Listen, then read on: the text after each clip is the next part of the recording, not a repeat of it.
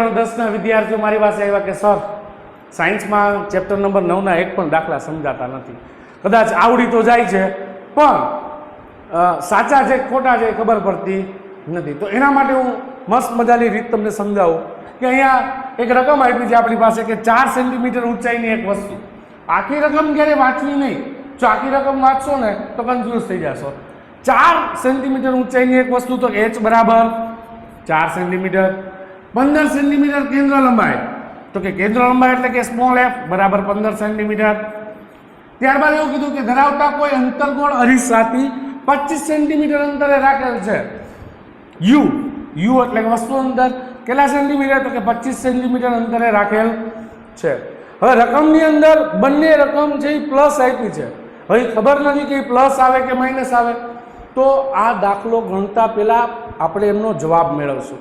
કેવી રીતે, તો કે કાર્ટેશિયન સંજ્ઞા પ્રણાલી પ્રમાણે. તો મિત્રો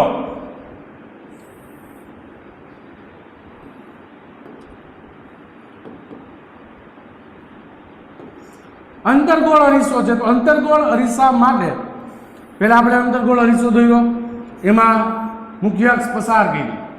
હવે વિચાર કરો, આ ધ્રુવ P છે, અહીંયા F છે, અહીંયા વક્રતા કેન્દ્ર C છે. વસ્તુને ક્યાં રાખી છે, તો કે 15 સેન્ટીમીટર કેન્દ્ર લંબાઈ, તો F થી P સુધીનું અંતર આ કેટલું થયું, તો કે 15 સેન્ટીમીટર. વસ્તુને ક્યાં રાખી, તો કે 25 સેન્ટીમીટરે. હવે આ 15 સેન્ટીમીટર છે તો આ પણ કેટલું થાય, તો કે 15 સેન્ટીમીટર. ટોટલ કેટલું થયું, તો કે 30 સેન્ટીમીટર.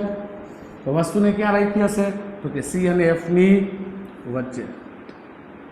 C અને F ની વચ્ચે રાખી હોય તો પહેલું કિરણ અરીસા પર, ત્યાંથી F માં, બીજું કિરણ F માંથી ત્યાંથી. તો તમને જવાબ અહીંયા મળી જશે.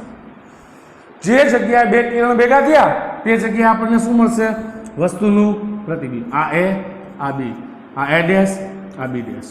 હવે તમને ગોતવાનું શું કીધું છે, તો કે V, વસ્તુ અંતર V ગોતવાનો છે, ખબર નથી. બીજું શું ગોતવાનું કીધું, મોટવણી. બીજું શું ગોતવાનું કીધું, તો કે પ્રતિબિંબની ઊંચાઈ, તો કે h ડેશ. તો મિત્રો જોઈએ હવે કે આપણને આ અરીસાની બધી ડાબી બાજુની સાઈડ છે, કેન્દ્ર લંબાઈ ડાબી બાજુ, તો કેન્દ્ર લંબાઈ ડાબી બાજુ છે તો કેવી આવશે, માઇનસ. વસ્તુ ડાબી બાજુ, વસ્તુ તો હંમેશા ડાબી બાજુ જ હોય, ડાબી બાજુ વસ્તુ હોય એટલે હંમેશા એ માઇનસ જ હોય. હવે પ્રતિબિંબ આપણને કઈ બાજુ મળ્યું, તો કે ડાબી બાજુ, તો પ્રતિબિંબ પણ કેવો જવાબમાં આવશે, માઇનસ. ત્યારબાદ અક્ષથી નીચે મળ્યું તો એનો જવાબ પણ કેવો આવશે, માઇનસ. મોટવણી પણ માઇનસ.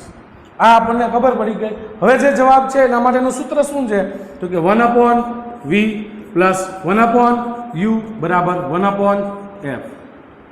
ખબર શું નથી, તો કે v. ને સૂત્રનો કરતા બનાવવાનો, મેં બોક્સ કર્યું, પ્લસ 1/u એ બરાબર ની ઓલી બાજુ જાય શું થાય, માઇનસ. તો 1/v બરાબર 1/f એમનેમ રહેવા દઉં છું, 1/f એમનેમ રાખ્યા, પ્લસ 1/u છે બરાબર ની ઓલી બાજુ જાય તો માઇનસ 1/u. બસ હવે આમાંથી રકમ મૂકવાની છે ખાલી, 1/v બરાબર 1/f કેટલા છે, તો કે -15, માઇનસ 1/u કેટલા છે, -25. તો આ -25 છે, જોજો આ માઇનસ બંને શું થઈ ગયા, પ્લસ. તો આ કાઢી નાખ્યા માઇનસ. હવે બેનું સાદું રૂપ લેશું, 15 5 75, 25 તેરી 75. એક વસ્તુ યાદ રાખવાનું, છેદમાં જેની વડે ગુણો એટલે અંશમાં પણ ગુણવાનું. તો અહીંયા 5 ગુણ્યા તો અહીંયા પણ 5 વડે, અહીંયા 3 ગુણ્યા તો અહીંયા 3 વડે. આ માઇનસ ભૂલાય નહીં. હું 1/v બરાબર -5 પ્લસ 3 છેદમાં 75. -5 મોટા પદની નિશાની તો માઇનસ જ લાગશે, 5 માંથી 3 જાય તો 2 છેદમાં 75. હવે 1/v ને ઉલટાવો તો ઓલું પદ પણ ઉલટી જાય, તો કે v બરાબર -75 ના છેદમાં 2. જવાબ આપણો માઇનસમાં આવ્યો તો આપણે સાચા છીએ. 75 ભાગ્યા 2 37.5. ચાલો પહેલો જવાબ મળી ગયો 37.5. હવે આપણે ગોતવાનું છે મોટવણી. હવે મોટવણી આપણને કેવી મળશે તો કે વસ્તુ કરતાં તમને પ્રતિબિંબ કેવું દેખાય? મોટું દેખાય. તો વસ્તુ કરતાં મોટું દેખાતું હોય તો આપણો જવાબ 4 કરતાં મોટો આવવો જોઈએ.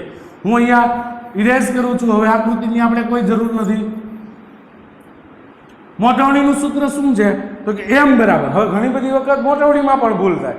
જો અરીસાનું સૂત્ર અહીંયા પ્લસ હોય ને તો મોટવણીનું સૂત્ર માઇનસ હોય. લેન્સ હોય આની જગ્યાએ તો અહીંયા માઇનસ આવશે તો મોટવણી પ્લસ મળશે. તો m બરાબર -v/u એના બરાબર -m v કેટલા આપણને મળ્યા? -37.5 કૌંસમાં -37.5 છેદમાં આપણને u આપણને રકમમાં આપ્યા હતા. કેટલા આપ્યા હતા? તો કે -25 માઇનસ માઇનસ પ્લસ, હજી આ એક માઇનસ તો છે જ. એટલે કે m બરાબર આપણો જવાબ માઇનસ આવશે. આવવો જોઈએ? આવ્યો તો આપણો m પણ સાચો પડશે. હવે અહીંયા જોઈએ, પોઈન્ટ દૂર કરીએ, અહીંથી પોઈન્ટ દૂર કરીએ તો નીચે 0. હવે ભાગ ચલાવશું. 125 તેરી 375, 125 દુ 250, 125 વહી ગયા બરાબર 3/2. તો મોટવણી આપણે શું મળી? 1.5. હવે પ્રતિબિંબનું સૂત્ર છે h' ગોતવાનું છે. હવે h' નું સૂત્ર શું છે? h' બરાબર -v/u મલ્ટીપ્લાય બાય h. હવે જોજો બેટા, અહીંયા તમે એક જવાબ તો મેળવી લીધો છે જ. -v/u કેટલા આવ્યા હતા? -v/u કેટલા આવ્યા હતા? -1.5. તો કે h' બરાબર -1.5 ગુણ્યા h. રકમમાં કેટલા આપ્યા હતા h? તો કે 4. એને ગુણ્યા 4. પોઈન્ટ દૂર કરું, નીચે 10 લખું. 15 ચોક તો કે 60. 60 ના છેદમાં 10. માઇનસ ભૂલી ગયા તો વારો પડી જાય. માઇનસ 0 ઉડી ગયા. તો પ્રતિબિંબની ઊંચાઈ h' બરાબર -6 સેન્ટીમીટર હોવી જોઈએ. જો તમે આ દાખલાની અંદર બધી વસ્તુના જવાબ પહેલેથી જ મેળવી લીધા હતા.